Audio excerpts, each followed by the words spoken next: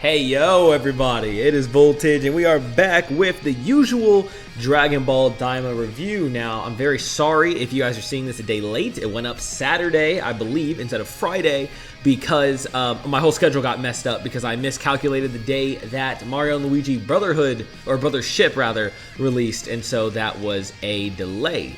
Yeah, but if you're curious to check out that series, it's very fun, very cool. Newest series on the channel is in the description down below. Go check that out. But anyway, let's go ahead and talk about the episode for DAIMA. Now, I did watch it on Friday as soon as I got back as per usual, and I recorded this the day of as well. I just delayed the upload for that very reason. So let's talk about it. This was a fun episode, not as like insanely mind-blowing as last week, but there were a good number of fun things in this one that I think we should talk about. It'll be shorter than last week's though, for sure. So the episode's called Pansy, and surprise, surprise, as you can imagine, the episode is about Pansy. So the girl demon that we've seen in the trailer so far has finally shown her face, and she is pretty much everything you would expect her to be. She's, as some people theorize, that she got along well with Bulma because she was good with gadgets. I heard that in the community, and that is definitely right. You can even see in the ending credits that they do get along pretty well from what it looks like. Pansy is an inventor type. She's an inventor type demon, which is nice for a party like this. If you were to put in D&D terms, she's an artificer. If any of you play D&D and understand that. So she's basically an artificer role. Pretty cool, pretty cool. But I think the charm of her the most is that despite her, like, she's kind of a classic character where she's kind of ish the bratty type, where she was like designed with that kind of mentality in mind to look at it. But she's not annoying in my opinion. Maybe some people would find her that way.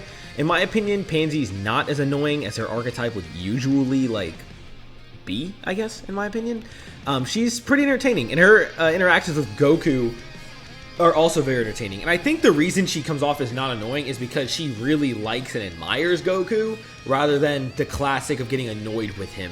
Like, Bulma's archetype would be getting annoyed with Kid Goku. That was something that was common in early Dragon Ball. Pansy is a reverse of that. She actually really admires and looks up to Goku because of his performance in saving her, and she's never like the get super angry and scoldy type and stuff like that that Bulma usually does represent, funny enough. The contrast makes her very likable in this case. We do find out a little bit of lore. I'll come back to Pansy some more in a bit, but we do find out a little bit of lore that every Majin can use at least one magic spell. Now, I was curious whether this was an offensive spell or whether this was like a ability kind of thing. We do know that Bobbity, for instance, has mind control, which I imagine was at least his one. He could have learned that, though. Bobbity had mind control. He was able to use teleportation. He was able to use like second sight, basically, to look through his crystal ball. He had a few things. What she has is telekinesis, and she can barely use it. We also find out that the average lifespan, I talked about this last week when they were taking away people's lifespan as a, like a cost for not being able to pay gold.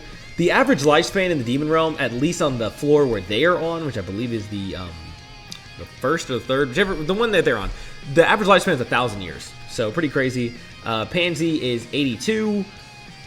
She's also still considered a child in demon terms, so let's please, do with the information as you will. You might see some interesting folks in the community running with that information. I'm not commenting on that, man, but the fact that that was said, I know the Dragon Ball community, and I know that people are going to run with that. But anyway, that aside, there was a little bit of lore we found. So demons not only live longer, but age slower. Not too unexpected, but I don't think we'd ever really seen a child demon, especially in canon. So now we understand that they do stay children for quite a while, kind of similar to elves, which I find, with the whole fantasy vibe that I think of, and someone reminded me of as they saw the episode too, that it reminds them of elves.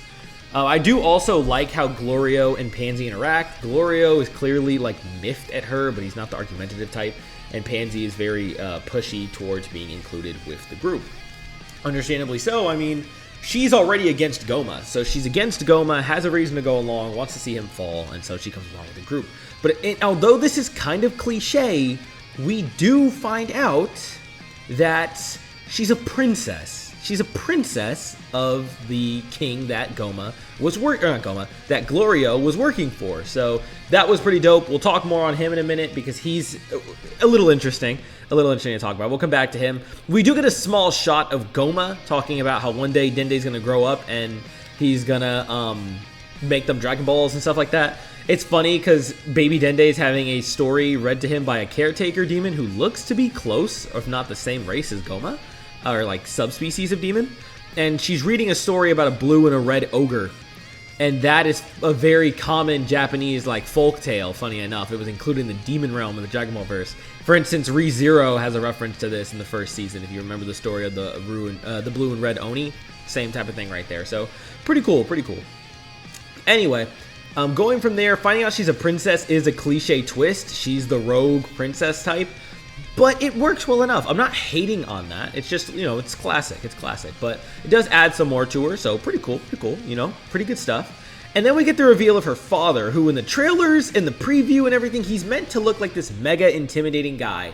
And as per usual with Toriyama, especially when he goes back to his roots, the guy looks super intimidating until you actually look at him and he has a damn pineapple on his head. That he's got a pineapple on his head, man. Like, that's what he looks like. That's what he looks like.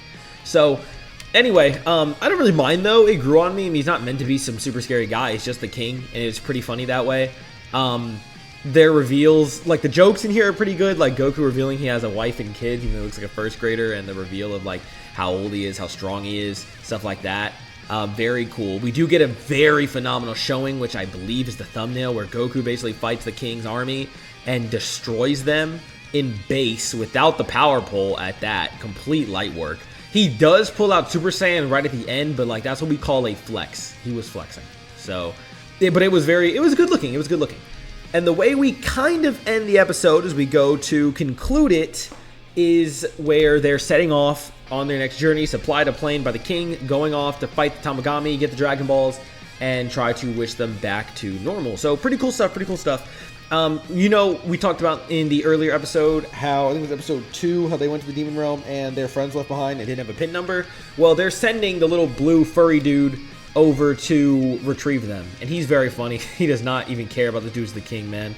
He's just so nonchalant. The humor's hitting. It feels like Dragon Ball humor, but a lot of times it hits in a good way, and I appreciate it. He did this interesting device that let him find the lookout across the entire universe, like on a compass. I couldn't explain that. And then they go off and the plane crashes because Pansy packed it with too much stuff. But she's there to fix it, so I guess it works out in the end, right? So, yeah. Anyway, pretty good stuff. I'll give you my thoughts, and one thing that is an interesting theory that I skipped over in the, I don't know, like my thoughts as I look over the whole episode thing, whatever. So, first things first, one thing I missed over. One thing I didn't talk about was Glorio and Supreme Kai still playing this game of sussing the other out.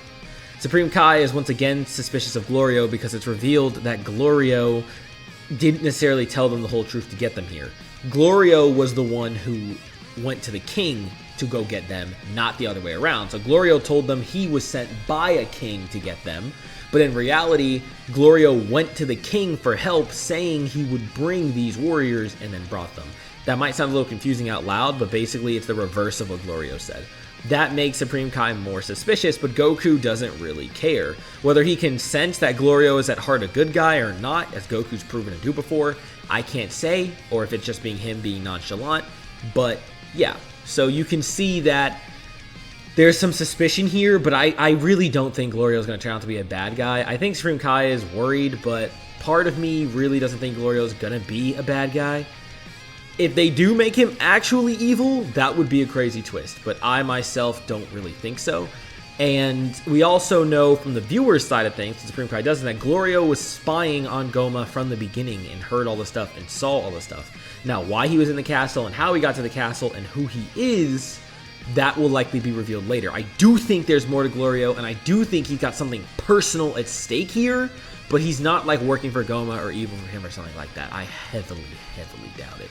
So we'll see what he's really after soon enough, but I'm very interested in Glorio. I think Glorio right now is one of the best parts for me of the new characters. He's really growing on me, and I really didn't even expect to like Glorio.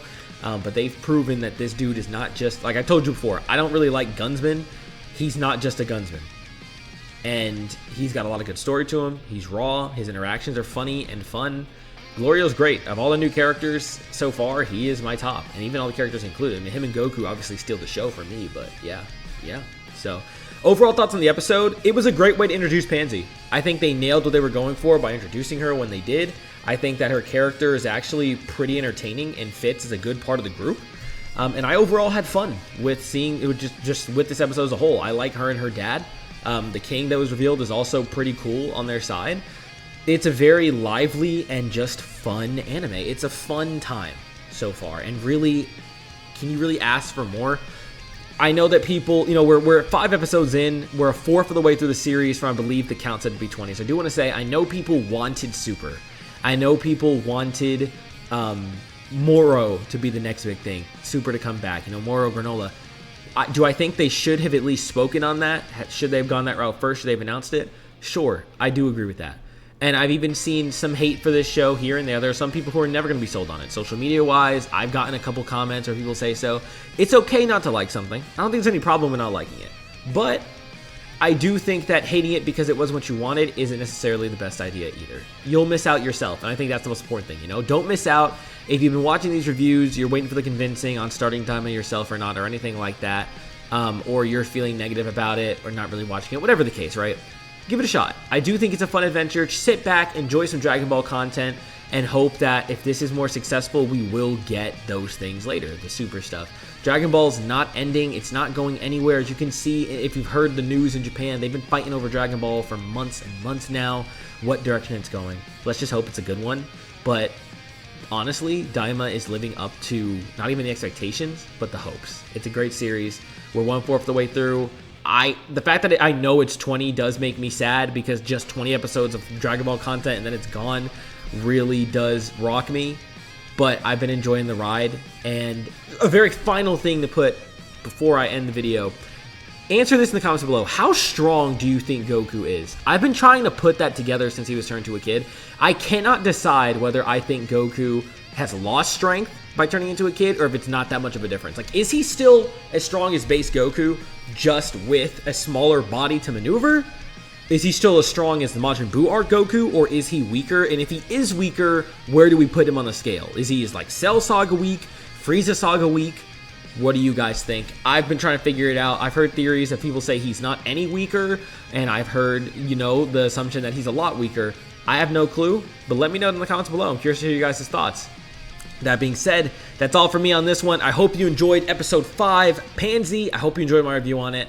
And yeah, I'll see you guys next week for more of Great Eastern Nights, Days, Evenings, Mornings, whatever times you're watching this. Leave a like if you enjoyed. Comment your thoughts down below. And subscribe if you want to see more. We're about to hit 300 if we haven't already by the time this hit. And after that, man, we're shooting for 350. Or really, our next goal is 400. And 500 maybe by the end of the year if we're really insane. So I'm going to keep working hard. But anyway, thank you guys again so much for watching. And I'll catch y'all next time. Voltage.